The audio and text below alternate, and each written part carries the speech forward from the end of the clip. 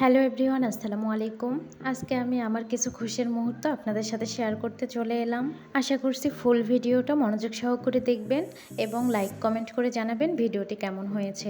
যারা বাংলাদেশ থেকে ভিডিওটি দেখতেছেন তারা তো বুঝতেই পারতেছেন আমি কোথায় আসছি, আর যারা ইন্ডিয়া থেকে আমার ভিডিওটি দেখতেছেন তাদের জন্য বলতেছি আমি ঢাকা শহরের সবথেকে বড় শপিং মল যমুনা ফিউচার পার্কে চলে এসেছি।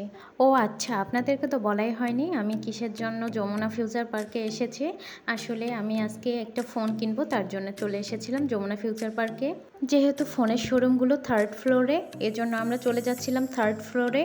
আর ওখানে অবশ্য আমার ভাইয়েরা আছে, যেহেতু আমরা ফোন কিনবো এজন্য চাচ্ছিলাম যে না, সবাই মিলে দেখে শুনে তারপর আমরা ফোন কিনবো। এই তো এখানে যাইতে যাইতে আমার এই শাড়িগুলো এতটা পছন্দ হয়েছিল, আমি বলতেছিলাম ওকে যে নেক্সট টাইম এই শাড়িগুলো কিনবো। বলতেছে আচ্ছা আচ্ছা ঠিক আছে, আজকে যেটা নিতে আসছো সেটাই কিনো, তারপর নেক্সট টাইম দেখা যাবে। এই তো আমাদের ভাইয়ের সাথে দেখা এখানে হয়ে যায়। তারা কিন্তু আমাদের আগে এখানে এসে আমাদের জন্য ওয়েট করতেছিল। আমরা তাদের সাথে মিট করে চলে যাচ্ছিলাম থার্ড ফ্লোরে।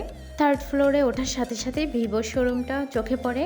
বাট আমি যেহেতু স্যামসাং কেনার উদ্দেশ্যে গিয়েছিলাম, আমি কিন্তু মনে মনে স্যামসাংয়ের মডেল চুজ করে গিয়েছিলাম। এই কারণে আমি চাচ্ছিলাম যে না, আগে স্যামসাংটা দেখব।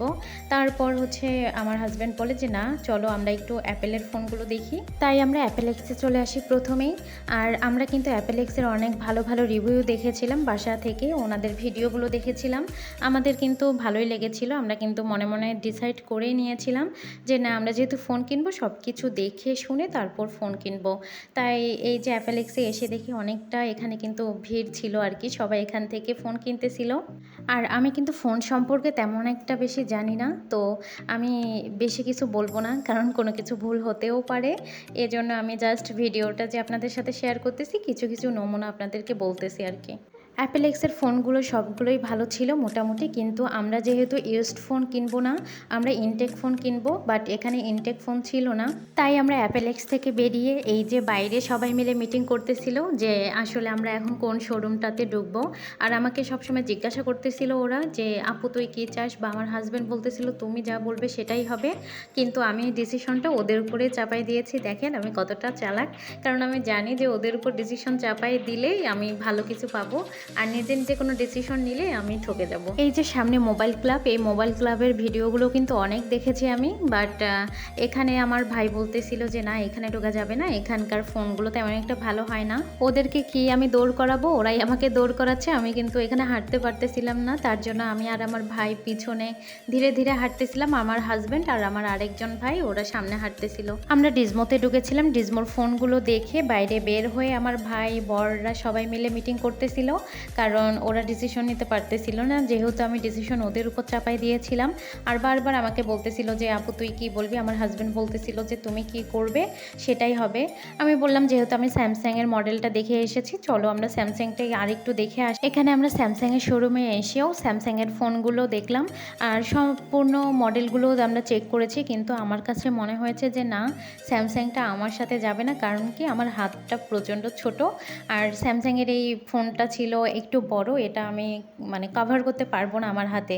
তার জন্য আমি বললাম যে না, তোমরা স্যামসাং ব্র্যান্ড বাদ দিয়ে অন্য কোনো ব্র্যান্ড দেখো, আমি সেটাই নেব। আর ওরা ডিসিশন নিতে পারতেছিল না যে আসলে কোন ফোনটা কিনবে, তার জন্য আমাকে বলতেছে না তুমি কিছু একটা বলো। আমি বলতেছি না, তোমরা যা কিনে দিবে আমি তাই নিয়ে যাব। এখানে আমার ভাই আমাকে বারবার বলতেছিল যে তুই কিছু একটা বল। আমি কিন্তু কিছুই বলিনি, ওদের উপরে চাপাই দিয়েছি। তার ফাঁকে ফাঁকেও আমরা আইফোনগুলো চেক করতেছিলাম, আপনারা ভিডিওতে দেখতেই পারতেছেন। এখানে কিন্তু 11 মিনিটের ভিডিও আপনারা দেখতেছেন, বাট এই ফোনগুলো দেখাতে আমাদের যে কতটা পরিমাণে সময় গেছে যা আমি বলে বোঝাতে পারতেছি না। স্যামসাংয়ের আরও একটা শোরুম দেখলাম, আর এখানে ভাবলাম যে যদি অন্য কোনো মডেল থাকে, যদি বেশি কোনো কালেকশন থেকে থাকে, এজন্য আমরা কিন্তু এখানেও চলে এসেছিলাম।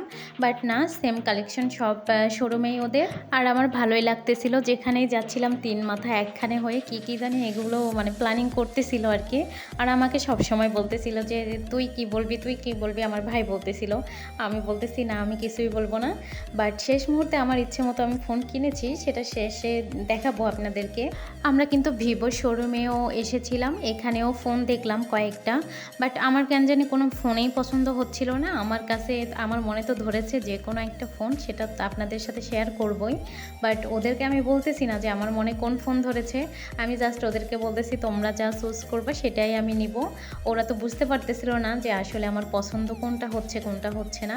আমি জাস্ট বলতেছিলাম, মানে এক একটা ফোনের খুঁত ধরতেছিলাম যে এটার এটা ভালো না, এটা ভালো লাগতেছে না। আর আমার হাজব্যান্ডের হাতের এই ফোনটা কিন্তু ভিভোর ছিল। আমরা ক্যামেরাটা চেক করতেছিলাম, সব কিছু দেখে শুনে তারপর আবারও আমরা চলে আসলাম ডিজমোতে। এখানে আমাদের একটা ফোন পছন্দ হয়েছিল। আমি লাস্ট পর্যন্ত ওদেরকে বলেই দিলাম যে না চলো, আমি নিলে ওই ফোনটাই নিব। তারপর ডিজমোতে এসে আমি এখানে বসে বসে ভিডিও করতেছিলাম, আর আমার ভাইয়েরা এখানে সব কিছু দেখতেছিল, ক্লিয়ার করতেছিল। কথাবার্তা কমপ্লিট হলে এখানে আমরা বসে বসে ওয়েট করতেছিলাম কখন আমাদের ফোনটা চলে আসবে। যেহেতু এনটেক ফোন আমরা নিব, তার জন্য এই তো আমার ফোনটা চলে এসেছে। আমার এটা দেখেই যে এত ভালো লাগতেছিল, যেহেতু আমি ক্যামেরার সামনে আসি না, তার জন্য আমি কিন্তু এখানে ক্যামেরার সামনে কোনোভাবে আসিনি, আর ওদেরকে দিয়ে সব প্রসেসিংগুলো করিয়েছি। আর আমাকে বারবার বলতেছিল যে তুমি ওপেন করো, তুমি ওপেন করো। বাট আমি বলতেছি না, আমি যেহেতু ভিডিও করব, তোমরা ওপেন করো, আমি হচ্ছে ভিডিওটা করি।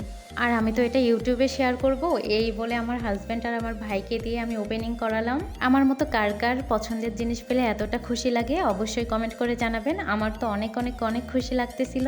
বাট আমি এটা জানতাম না যে আইফোন কিনলে আইফোনের সাথে কেবল থাকে বাট অ্যাডাপ্টারটা থাকে না, এটা আবার এক্সট্রাভাবে কিনতে হয়। আমি এটা জানতাম না।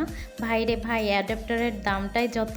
আমি পরে ভাবতেছিলাম যে কেন আমি আইফোনটা কিনলাম, অন্য ফোন কিনতে গেলে আমার কিন্তু সব কিছু আমি ফোনের সাথেই পেয়ে যেতাম, কিন্তু এখানে পাইনি। এখানে আমাকে সব কিছু আলাদা আলাদা কিনতে হয়েছে। একটা স্কিন প্রোটেকশনের দামে চাচ্ছিল 1215, এর থেকে শুরু একদম উপর পর্যন্ত আসে। আমি তো এটা শুনেই বলতেছি আইফোন কিনে কি হলো।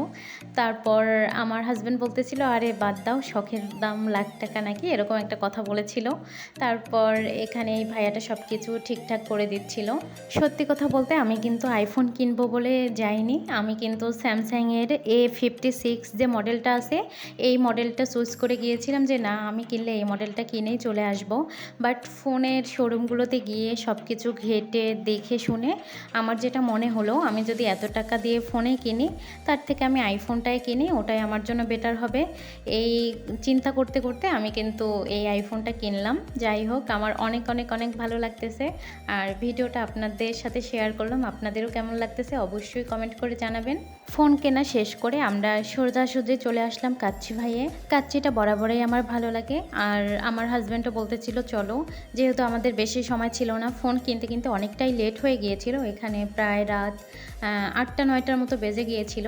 আমরা এই জন্য ঝটপট কিছু খাওয়ার জন্য কাচ্চি ভাইয়ে চলে আসলাম। আর আমার ভাইয়েরাও অনেক তাড়াহুড়ো করতেছিল, ওরা যেহেতু একটা ট্যুরে যাওয়ার কথা, ওদের আবার অনেক কিছু মানে কাজ বাকি ছিল, এই জন্য বলতেছিল আপু যা করবি তাড়াতাড়ি। এই জন্য অন্য কোনো রেস্টুরেন্টে গেলাম না, যেহেতু রেস্টুরেন্টে গেলে অনেকটা সময় হাতে নিয়ে যেতে হয়।